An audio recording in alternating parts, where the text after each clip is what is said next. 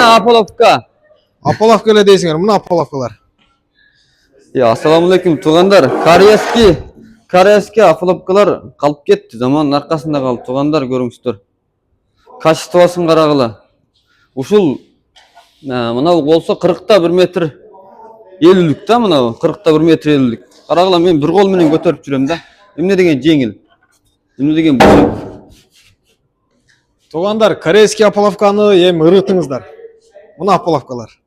Корейский Apolovkalарды баса турган, китайский Apolovkalар Кыргызстанды басатынын көрөсүздөр. Ооба. Бунун неси жакшы? Эң биринчи мага жеңилдиги жетти да. Корейский Apolovkanын мынандай размерлерин, мисалы, бир адам зорго көтөрөт. Мынаны жөн эле колтуктап эле кетесиң да, бир колдоп эле. О, бир колдоп көтөрүп коесуң да. Бияка бирди, экөөнү, үчөөнү көтөрүп алып кете бересиздер.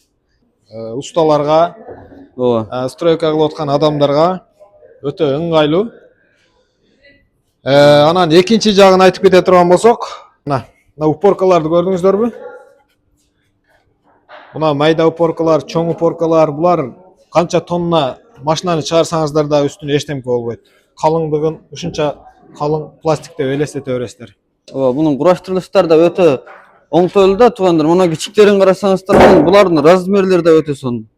Мына караңыз. Мына болсо 60та 50лик размерде. Бул кураштырып болгондон кийин мунун беттери өтө сылык чыгат, өтө сонун чыгат. Раствор жабышып, кырып жүрө бересиздер го. Буга общем раствор жабышпайт, пластик. Мына глянцевый мына. Растворду куйсаңыздар өзү эле суюлуп чыгып кетет. Катыгандан кийин эле тырс-тырс чыгып кетет. Мына бул тарапты карайсыздар, тугандар, мынакей. Көрсөңүздөр, мына ушул канчалык не деп коесуз, мына түркүк дейбизби? Тумба деп коебуз. Биз түркүк дейбиз да кыргызча. Биз мына ушунун чоңдугун көрсөңөр, ушундайларынан бери кураштырсаңар болот. Мындай үйлөрдү салсаңыздар болот. Бар жогу бар да. Аркаларды куйсаңыздар, мындай перекрестоктарды куйсаңыздар. Мындай аркаларды оңойло кураштырып аласыздар мыналардычы. Мына кичигирээк размердеги түркүктөр мына көрсөңүздөр. Кичигирээк размердеги да. Буну кураштырыш өтө оңой экен, тугандар, мына келсеңиз. Буну тартасыздар мынакей. Бул өтө көп мык темирдин кереги жок, муну тартасыздар, чыгарасыздар. Алдыга урасыздар, чыгарасыздар мына. Ошондой эле алып эле кураштырганда эле окшош. Бу жерден салып эле, ылдый кайрып, жактан салып, өйдө кайрып койсоңор болду. Анан мындайлар менен кураштырып, ичине бетонду куйсаңар эле болду, чоң бир түгүрүк болот да. Багы корейскийде мынча күчтөр бар го. Жоголуп кетип, топурактын астына калып кетип, шагылдын астына калып кетип көп жоголот. Ар бирин акча төлөп эле жүрөсүздөр, ар бир иштеткен адам билет. Мунун күлүштөрү жоголбойт. Ол кумдун астында болсо эми таап аласыздар мынаны. Анан сынбайт дагы, мына плотный пластиктен жасалган да. Пластик болгондо дагы эң жогору сапаттагы пластиктер да. Машинанын астында калып кетсе дагы эчтемке болбойт. Бул сынып калабы, эмне болот деп ойлошуңуздар мүмкүн. Бул сына турган нерсе эмес, мына караңыздар.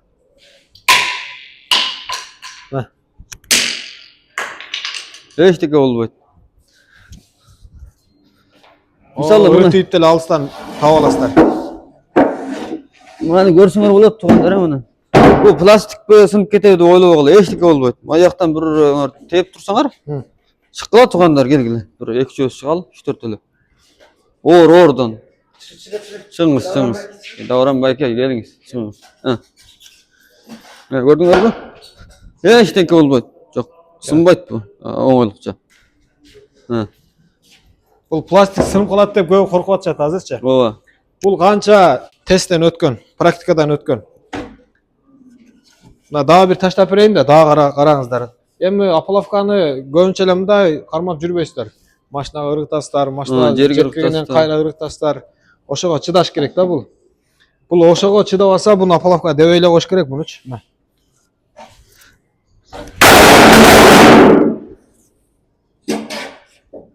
Мынандайынан таштайм мына. Мына эчтемке болгон жок. Буга буш таштаганга сынып кетсе буну Кытайлар ушунча оролуп чыгарбайт эле да бунучу.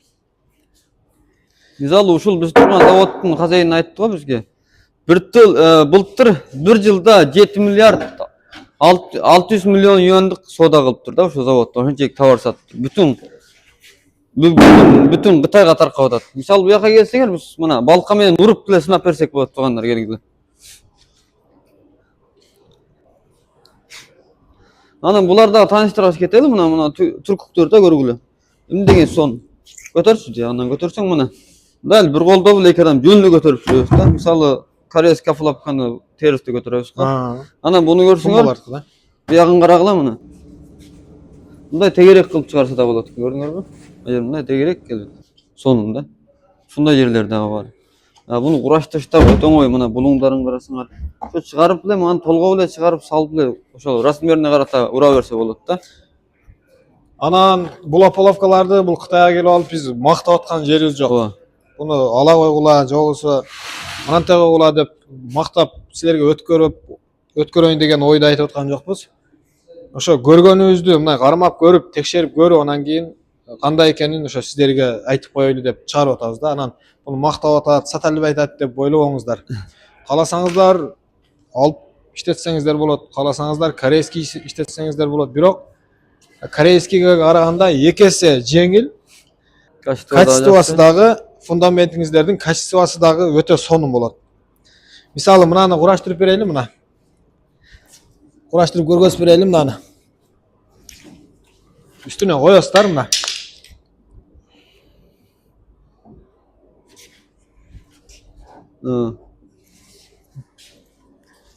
Мынаны. Саласыздар. Bir бурап коесуздар, болду. Эч проблема жок. Баягыны корейскийди тыкылдатып кагып, анан эмнеге болка салып алып, мынандай кылып, анан о болду экен деп кайра чыгып кетип отурасыздар го, бул өтө жөнөкөй да, мына күлүч ушул. Болгон күлүч ушул. Мына саласыздар, bir бурап коесуздар. Мисалы мына ушул размердеги ополовкага мындайдан 3 эле кетет. Саласыздар, bir бурап коесуздар. В общем, проблема жок да. Мына азыр биз мына экоону салдык. Аз да бирөөнү окшобойт. Бул кыска размерге. Майли экоону эле сала берели. Мына тегиздигин карагыла. Тегиз чыгат. Фундаментке да өтө сонун да. Бул иштемке болбойт мына.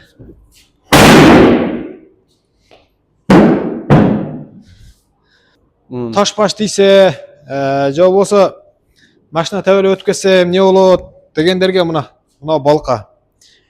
Мен Кытайларга окшоп секи мынантип уруп текшерип көрбөйм. Аз болушунча каты урам, мынаны карап туруңуздар. Мына.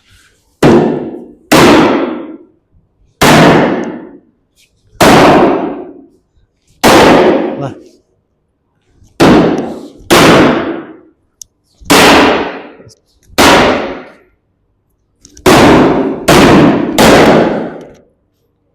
Качествосы кел көргөзүп коюңуз эле.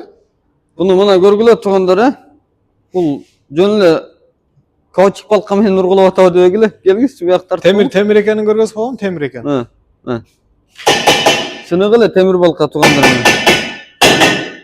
Көргүлө. Качество деген ошондой да. Мисалы жаткызып алып урдуңар эчтеке болбойт дейсиңер, мына мындай такап коюп, ооруп алып уруп берели силерге. Эчтеке болбойт. Качество ошончолук болсо болот да туугандар,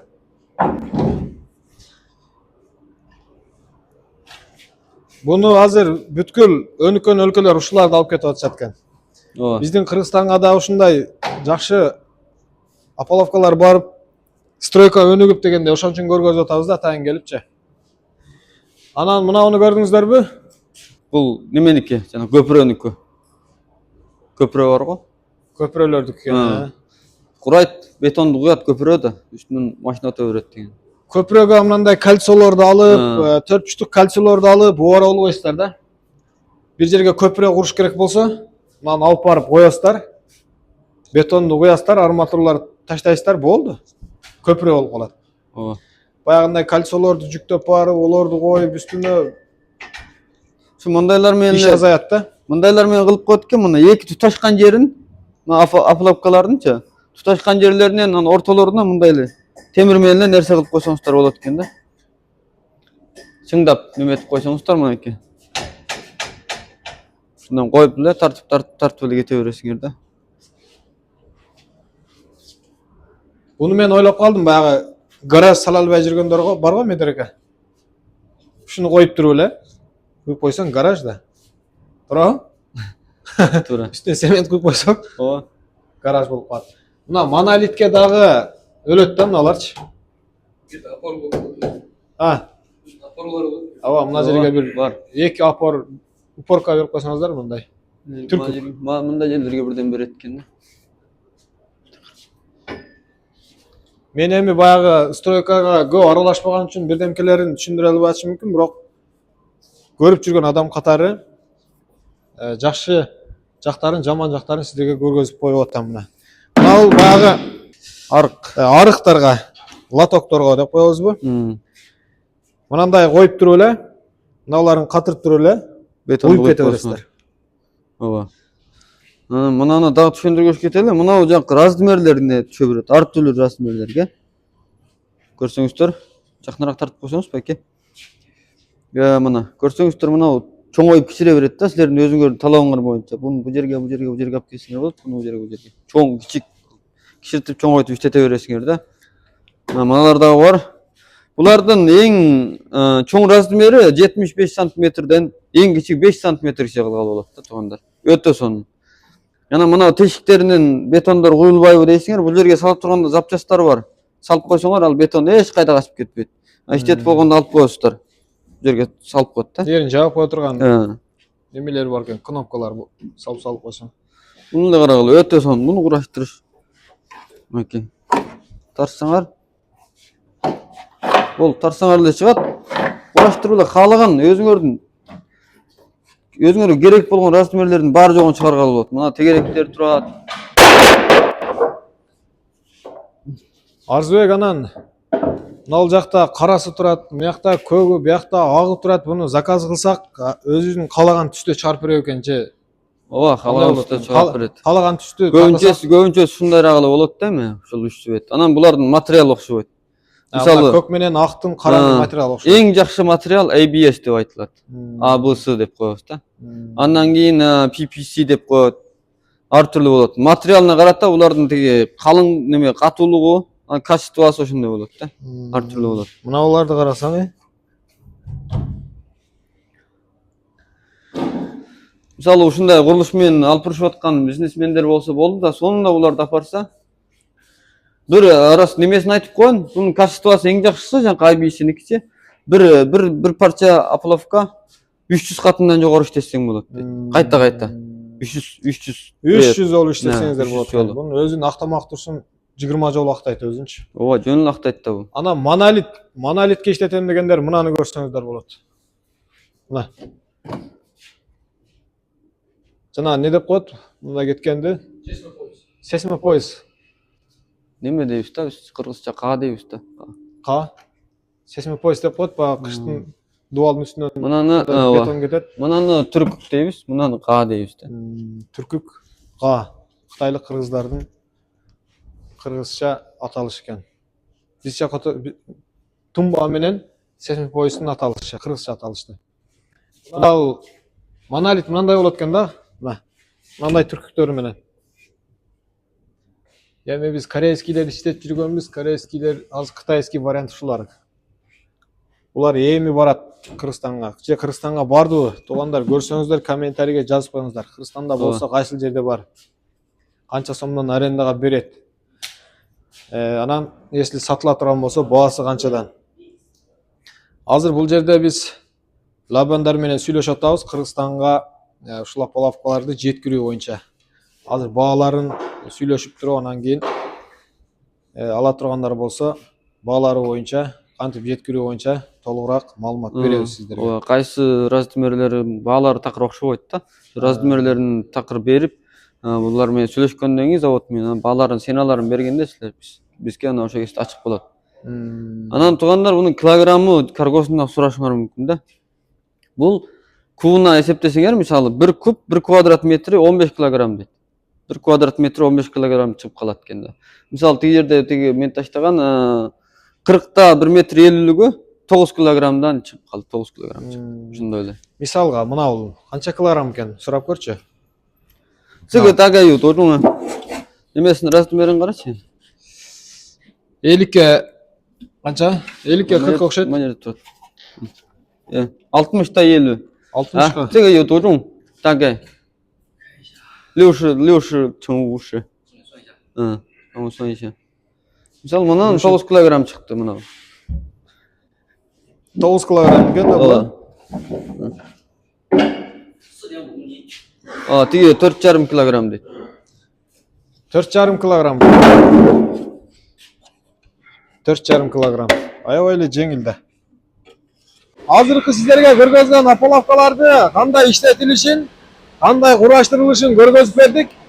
Эми сиздерге жеткиликтүүрөөк, толугураак болсун үчүн апалавкалар кандай жасалат, кандай калыптарда куюлат, ошолор боюнча дагы сиздерге көргөзүп берели. Görüngsüzler.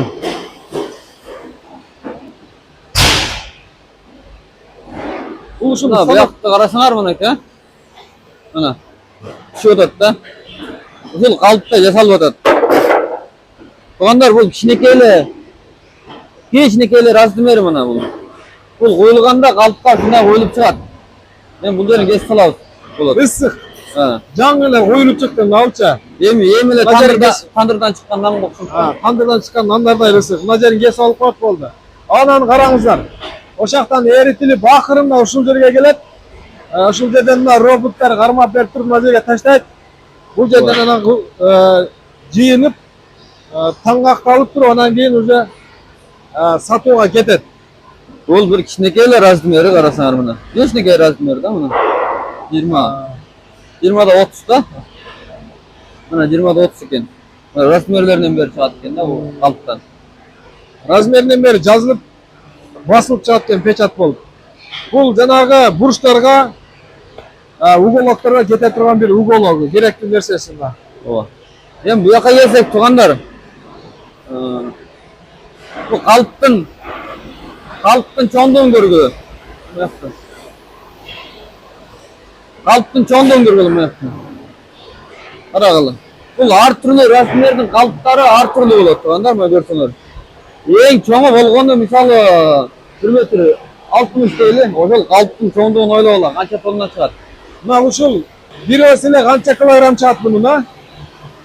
Misalı кээ çoğundoru bir 5-10 tonna çıgışı mümkün da. Bul жаңы эле колотто карасаңар муну. Эми бул азыркы биз көрсөткөн кичинекей размери мына бул жерде bir дагы bir размер чыгып атат. Карагыла. Азыр 20га 30 чыгып аткан. Мынанда дагы башка размер.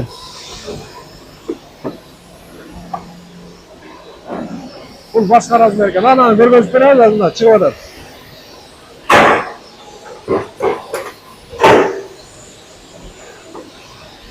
Мына көрөбүз. Мына жаңы чыгып келе атат мына.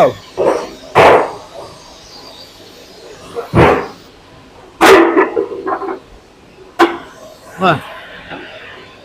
Кол büyüt da kol.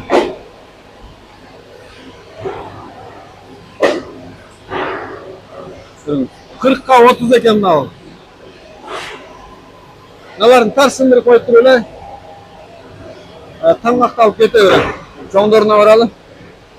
Mına görgöz kol.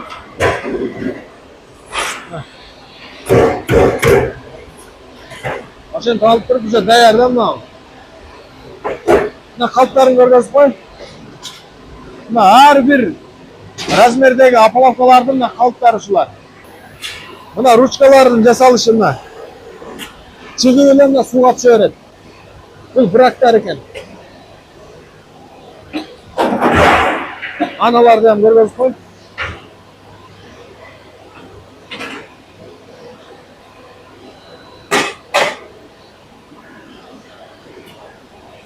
Mına ең çoğun karagıla. Bu da kişinekey da. Misal mına çoğun karagıla. Mına kalıptın çoğun karagıla. Emredegen çoğun kalıp. Emredegen çoğun kalıp. Menege çoğun sınap görgülü. Tug'anlar. Bu oңой жумуш эмес.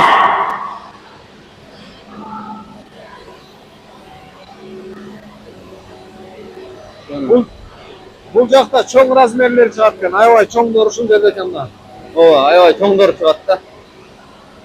Кыскасы, оңой жумуш эмес экен туугандар. Буну биз ойлоп аттык эле. Ушул заводду, станокторду Кыргызстанга алып барып чыгарсак депчи. Бул Кыргызстанга азырынча туура келгидей эмес.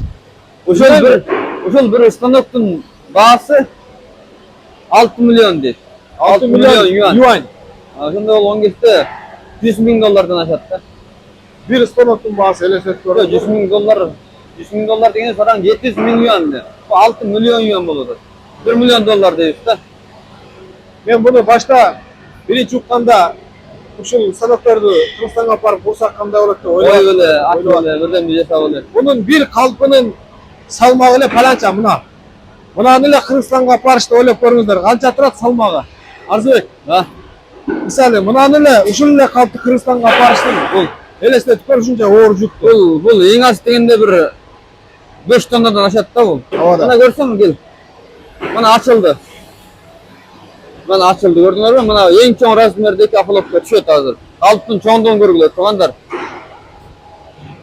Автоматтык ачылып атат. Ушул bir калптын өзү эле 1 миллиондон ашат дейт. Bir калптын өзү.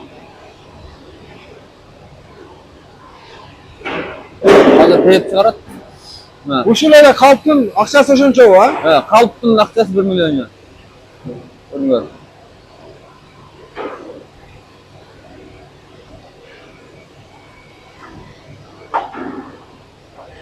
Oşa kaparıp giyinip narjaka tаңлап калат да. Чоңдугун карагыла бул. Bir поезддин башында жүрөт да.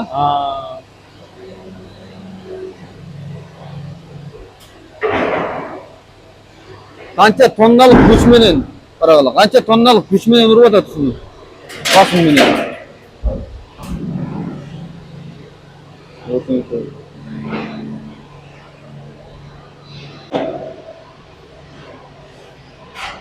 Бул эми негизи оңой жумуш эмес да. Oңой жумуш эмес. Буга мен байкадым бекен досум, буга Корейский Афаловкадан да көп мабылап кетет буга чындаганда. Корейский Афаловканын досум темир менен эле сварка кылып эле тактай туруп коет. O Koreyski Afalapаны bizde ele жакшы отурсаң жасасаң болот да темирденчи. Жыгачтын ортосуна коюп туруп сваркалап жасасаң болот. Дагы бир маселе болуп атат. Байкадың. Эмне үчүн Корейский Афаловка жакшынакай оңой жасалышы, мындай миллиард юандык станоктор кетпейт, эмне үчүн кайта Кытайлар ушуну жасайт деген суроо болушу мүмкүн. Эмне үчүн ошо ойлогула, эгер базарга, элге керек болсо, бул ушунча көп станокты алып, ушунча чоң заводду ачып муну жасабайт. Ушул азыр Кытайда аябай популярдуу болуп жүрүп аткан нерсе бул. Кытайда бул чыккалы чындап келгенде bir 5 жылдан ашып, 10 жыл болуп калды деп ойлойм. Кече мына заводдун Набани деле айтып атпайбы? Бүтүн өлкөлөргө салып атабыз, бирок Кыргызстанга сала элекпиз деп айтты кече. Кыргызстанга асастан эми азыр элдер түшөнбөй атат да, билбей атат чындаганда. Bunu bu станокторду, bu заводду если Кыргызстанга кура турган болсо, Казакстан, Өзбекстан, Тажикстан, Россияны деле алып койсо болот экен да. Бүтүн алып коет, Орто Азияны. Азыр бул завод башка жака курулуп экен, башка өлкөгөчү. Мисалы азыркы жаңы тонна калыптарды кайсындай коет, станокко кандай алмаштырат деп аткан болушу мүмкүн. Мына кранды көрдүңөрбү үстү-үстү, мына. Мына релес менен жүрөт.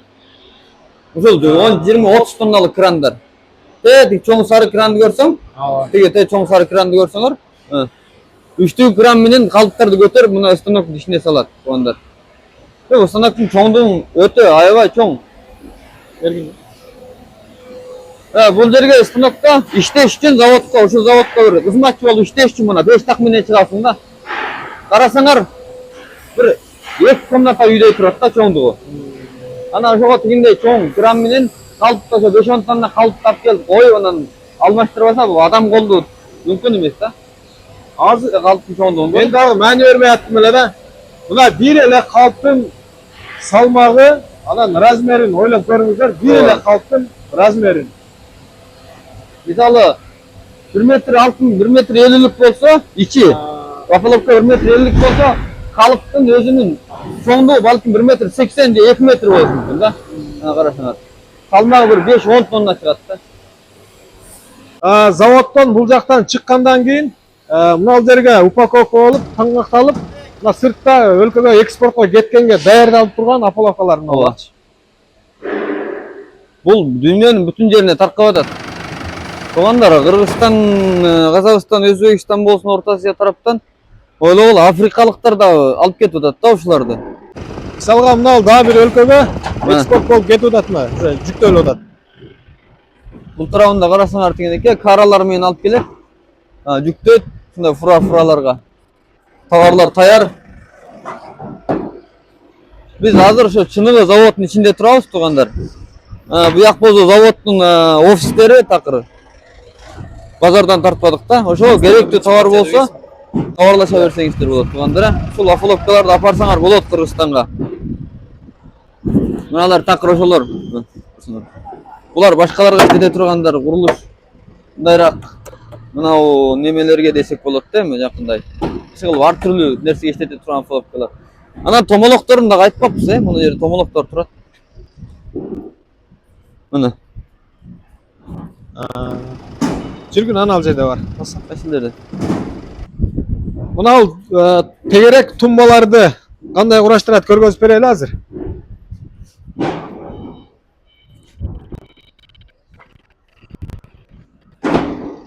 Бул жерде азыр мына кичинекей тегерек тумбалар мыналар.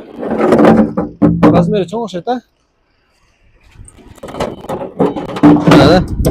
Мына экөөнү коесуңар. Болду. Болду. Ар түрлүү размер болот. Буну экөөнү коесуңар, жанакы нерселер бар.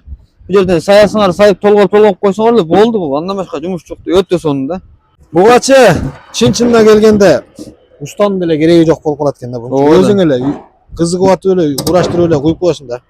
Өзүң кураштырасың. Цементтен таштай бересиң, таш-баштан таштай бересиң.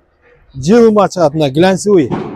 Пластиктин дагы өтө качественный, баягы идиштердин деле бирдемге жабышпаган түрү болот го, материалдары. Эчтеке жабышпайт буга. Жып-жылма чыгат да. Мына атайын жабыштырайын деп бетон куюп койсоң дагы жабышпайт мынага. Куругандан кийин тырс чыгып кетет. Бул ушундай формасы. Анан мына жерде 3 бурчтук, 4 бурчтук, 5 бурчтук Бар жогулу бар. ар кандай түрлөр бар мына. Мыналар. Жөн эле бир фигураны ойлоп койсоңуздар деле ушулар менен ураштырып жасап алса болгудай да. Достор, мен өзү стройкада 20 жылдан бери иштейм. Отделкада бетон куюп, не гана иштерди кылып көрбөдүк. Мындай лего конструктивди мен биринчи жолу көрүп атам. Кыргызстанда жок, Россияда дагы жок. Лего конструктив бул только оюнчактар гана бар. Детский садтарга барсаңар, жаш балдар кирпичикте ойнойт. Эми биздин усталар бул конструктив менен жаш балдардай эле ойносо болот да, мындай айткандачы. Ойногончо эле ушуларды куруп коет. Азыр Арзыбек көрсөтүп берди, Алыбек да көрсөтүп берди, булардын кандай оңой куралышы. Бизде кыргыздар билесиңер, любой буюм чыгарса, биз алардан ашып түшүп дагы өзүбүз дагы кошумчалап ала турган дагы варианттарыбыз бар, Барса буларды оңой иштетесиңер. Мен 100% гарантия берем. Себеби бизге эң керектүүлөрү размерлери усталар алуучу, Мен өзүм жакында эле забор курдум. Кыргызстанда корейский апаловка машакат экен курулушу. Андан кийин четиши, анын көзүнүн арагындай сакташы өтө эле экен. Буну ыргытып тепкилесең дагы каучук сынбайт экен. Булар жеңил дагы экен. Менимче арзан дагы болот, жетиши дагы, келиши дагы, түшүшү дагы, арендасы дагы арзан болот деп ойлойм. Чем алардан караганда. Себеби бул вечный буюм да, сына бербейт. Көздүн карагындай сакташтын деле кереги жок. Анан ошо эң немеси выгодный жери бул куралышы да. Уста эмес болсоң деле өзүңө алып туруп бир ишиңди бүтүрүп алсаң, курасаң болот. Арендага өзүң эле алып туруп, устасыз эле. Эгер усталар болсо, аларга вообще жеңил болот. Ушундай каучукту жүктөп барып эле машинасы менен нары бери курап берип, мурдагыдай кыйын, кымбат фундамент эмес, бир аз арзаныраак кылып туруп ишиң жеңил болсо, акчаң дагы азыраак болот да. Бат дагы болот. Ушундай оңой иштерди кыласыңар деп мен ишенем да, ошогочу. 100%. Анан размерлери бизде фундаменттер көбүнчө сарай салсаң 40 сантиметр, высотасы 40, биягы 40. Эгер чоңураак үй салсаң, калыңдыгы 40, высотасы 80. Чоңураак баягындай полторашка салам дегендер 1,50гө 40 болот, Ошол размерлер бар экен. Ровно ошол размерлер бар экен. Анан мына тумбалар, эшигиң алдына 2 тумба куят элем дегендерге мына тумбалар. Кыскасы мен стройкада иштеп жүрөм. Билгенимди айттым, усталар, силер дагы өзүңөр билгениңерди жазып кеткиле. Анан бул эфир менен бөлүшкүлөр болушунча көбүрөөк усталар көрсүн. Себеби бул жаңылыкты Калыбек Арзыбектер биздин усталар үчүн, ошолордун жашоосу иши оңой болуш үчүн гана чыгарып атат. Эч кандай пайда же болбосо бир байып кетели же бир бунун баарын заводдошо качалы деген эмес. Ошол жаңылыктарды көрсүн, ошолордон вывод кылып өздөрү заказ берсин, болсо иштерин, жумуштарын жеңилдетсин деген ойдо. Ушул иштер болуп атат деп ойлойм. Ошо. Бuna bir sınıf kalsa hayra oңой болбой эмес,